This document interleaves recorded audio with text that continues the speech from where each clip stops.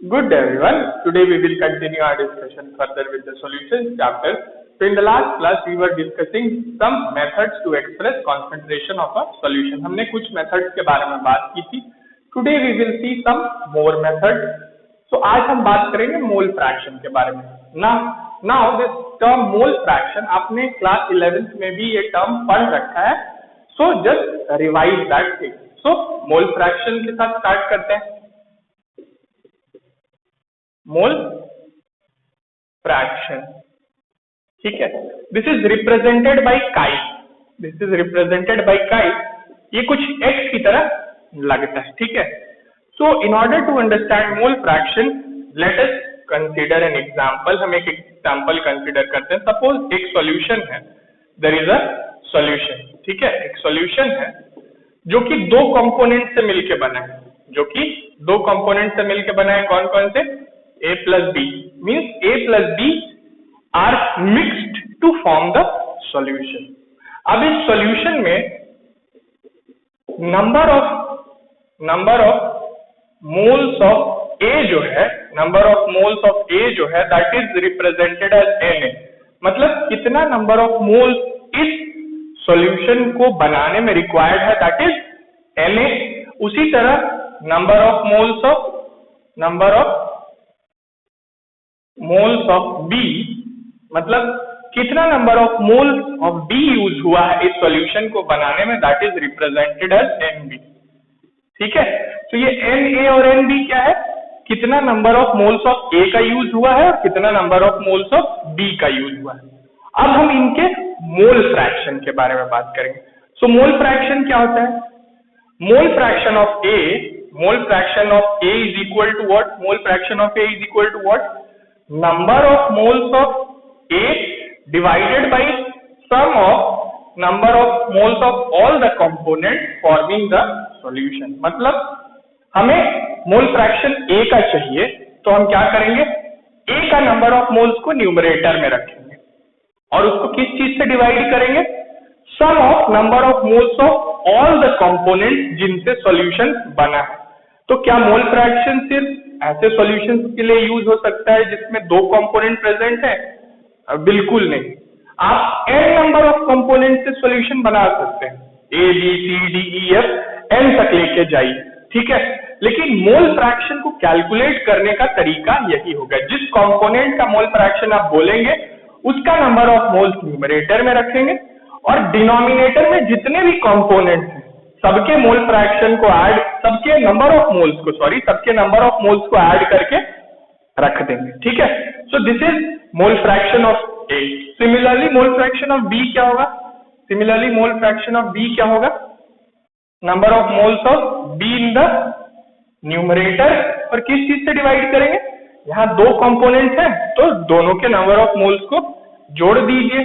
So number of moles of A plus number of moles of B, ठीक है. तो मुझे अब लगता है कि आपको समझ में आ गया होगा कि मोल फ्रैक्शन क्या होता है, इसको कैसे कैलकुलेट किया जा सकता है. आप इसको ऐसे सॉल्यूशंस के लिए कैलकुलेट कर सकते हैं जिसमें 2, 3, 4, 5, 6 कितने भी नंबर ऑफ कंपोनेंट्स हो सकते हैं. यहाँ हमने सिर्फ एग्जाम्पल में ऐसा सॉल्यूशन कंसीडर किया है जिसमें दो कंपोनेंट्स हैं, ओके. सो इन चीजों को याद रखिएगा regarding mole fraction. So there are some important points regarding mole fraction जिसके बारे में हम बात कर लेते हैं. तो देखते हैं क्या वो important points हैं. सबसे पहला point regarding mole fraction, it has no unit. इसकी कोई यूनिट नहीं होती क्योंकि ये फ्रैक्शन है, एक तरह का फ्रैक्शन है. ऊपर भी नंबर ऑफ मोल्स है, नीचे भी नंबर ऑफ मोल्स है. सो ये फ्रैक्शन है, इसकी कोई यूनिट नहीं होती. It will always be less than one for a component of solution. किसी भी कंपोनेंट का मोल फ्रैक्शन सॉल्यूशन में हमेशा 1 से कम होगा. अब इसका क्या मतलब है?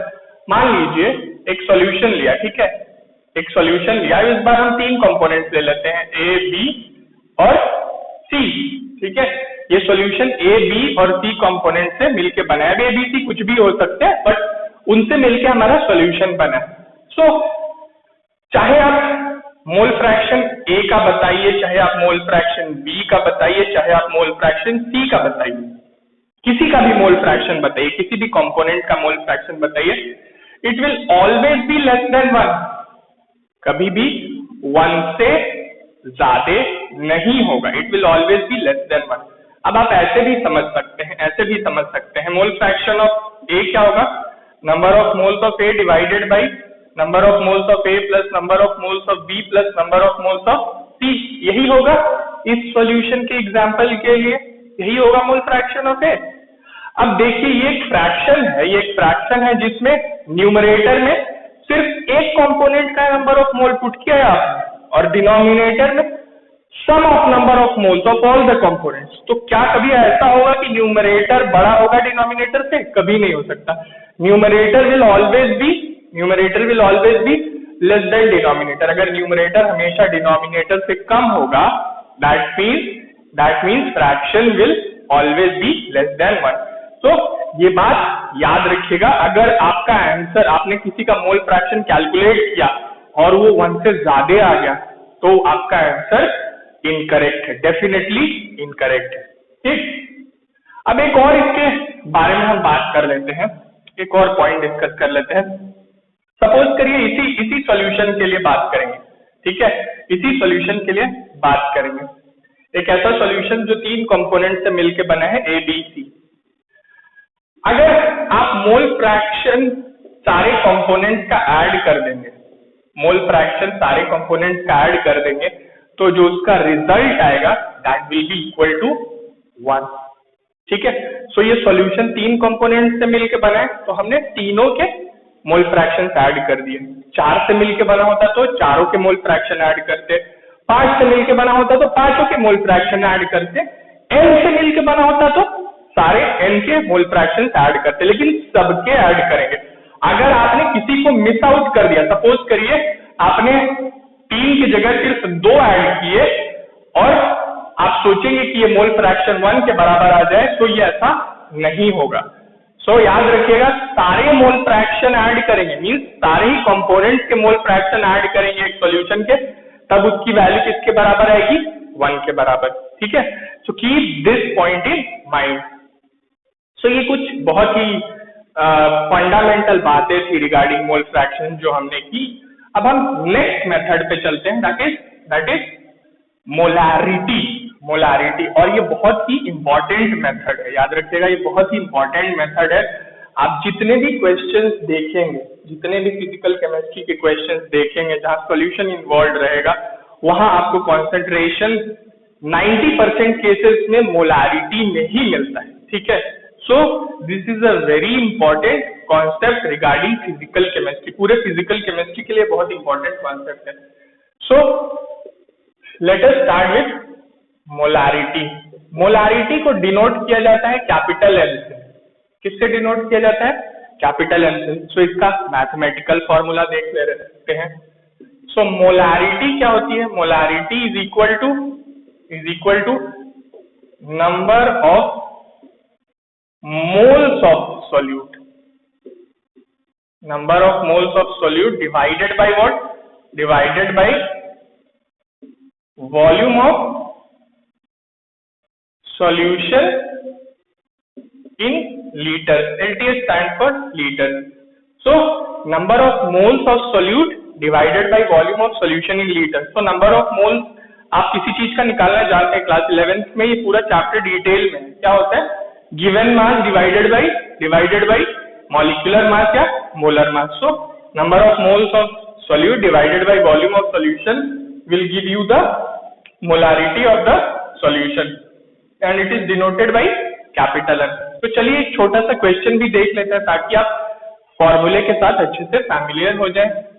सो let us see a very fundamental छोटा सा question. The question says 4 gram of NaOH. NaOH क्या होता है? Sodium hydroxide is dissolved in what? Dissolved in water to produce 200 ml solution. ठीक है? Then you are asked to find molarity of solution. Molarity of solution एक बहुत छोटा सा और इजी सा एग्जांपल है, ठीक है? तो स्टार्ट करते हैं।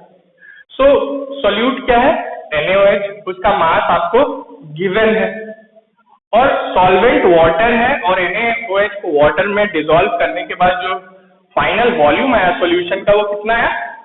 200 ml। सो हमें सॉल्यूशन का वॉल्यूम मिल गया, लेकिन ये मिलीलीटर्स में, याद रखिएगा, ठीक है? और हमें सॉल्यूट का गिवन मास दिया हुआ है, हमें इससे नंबर ऑफ मोल्स कैलकुलेट करना है मोलारिटी निकालने के लिए। तो चलिए स्टार्ट करते हैं। सो नंबर ऑफ मोल्स निकालने के लिए मुझे बताइए, आपको मॉलिक्यूलर मास NaOH का पता होना चाहिए। पता है मॉलिक्यूलर मास? मोलर मास और मॉलिक्यूलर मास NaOH का कितना होगा? 40 होगा। 40 होगा कैसे? एटॉमिक मास 23, 16 हाइड्रोजन का 1, यही होता है। सबको ऐड कर लेंगे 40 आएगा। सो मोलर और molecular mass of sodium hydroxide comes out to be 40। अब आप number of moles of NaOH निकाल सकते हैं? Number of moles of NaOH निकाल सकते हैं? Number of moles of NaOH कैसे निकलता है? Given mass by molecular mass. Given mass कितना है? 4 ग्राम। मॉलिक्यूलर मास कितना है? कैलकुलेट किया आपने 40, ठीक है? तो कितना आ जाएगा? 0.1 होगा। 0.1 मोल, 0.1 मोल आएगा। सो कितना NaOH का नंबर ऑफ मोल्स है? 0.1। अब आपको number of moles of solute पता चल गया। सॉल्यूशन का वॉल्यूम भी पता है, लेकिन मिलीलीटर्स में। क्या मिलीलीटर्स को आप लीटर्स में नहीं कन्वर्ट कर सकते? यस, ऑफ कोर्स आप बहुत आराम से कन्वर्ट कर सकते हैं। So what will be the molarity of the solution? Molarity क्या हो जाएगी? Molarity will be number of moles of solute which is 0.1 divided by volume of solution in litre. So 200 ml इससे डिवाइड करेंगे, 1000 से divide करेंगे, कर लेंगे। सो ये कितना हो जाएगा? 0.1 इंटू 1000 डिवाइडेड बाई 200, ठीक है? अब जो आंसर आएगा आप कैलकुलेट करके मुझे कमेंट सेक्शन में बताएंगे। वेरी इजी मैथमेटिकल सिंप्लीफिकेशन, आप कैलकुलेट करके मुझे कमेंट सेक्शन में बताएंगे। और याद रखिएगा, जो भी आंसर आएगा उसके साथ आप कैपिटल M लिखना नहीं भूलेंगे। सपोज 1 मोलर आया तो 1M, 2 मोलर आया तो 2M, 1 मोलर 2 मोलर आएगा नहीं, just I am telling you for example. तो जो भी वैल्यू आएगी उसके साथ कैपिटल M जरूर लिखिएगा, बिकॉज यही बताता है कि you are representing molarity. So today we will keep our discussion till here only. We will continue further in the next class. Thank you so much.